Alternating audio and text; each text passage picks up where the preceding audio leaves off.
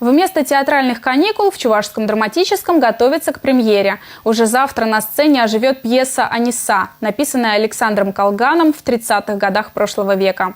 Насколько достоверно у режиссера получилось воссоздать образ чувашской деревни конца 19 века, а у актеров смахнуть пыль с поблекших от старины образов и вдохнуть в них современность, на генеральный прогон социальной драмы пригласили нашу съемочную группу.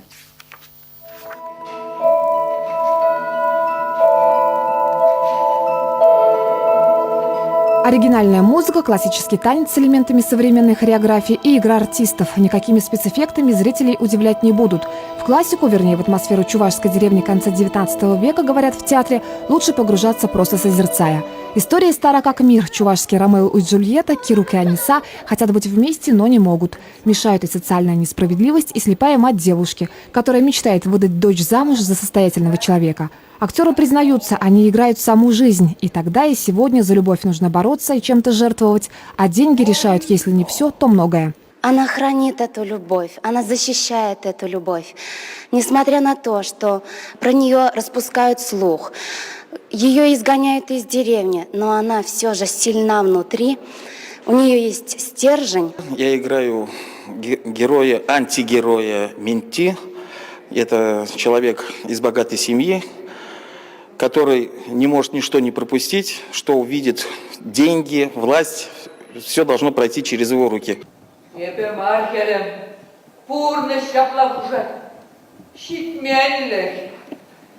Тура, шапмашину укайги, тура, черный тянет пешок. В театре решили вновь обратиться к национальной классике. Говорят, об этом очень просили зрители, да и сами актеры соскучились по ролям, которые заставляют думать и сопереживать. На сцене живет не полная калька драмы Александра Колгана, а вольное ее переложение. Режиссер обещает интересные находки и иной взгляд на судьбу чувашской женщины.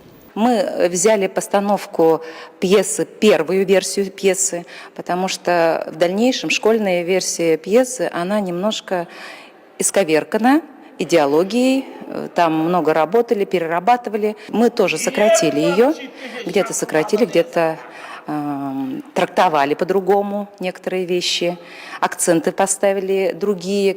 До сих пор в репертуаре Чувашского драматического значилась только одна истинно национальная пьеса. Это музыкальная драма «В деревне», поставленная Валерием Яковлевым 13 лет назад.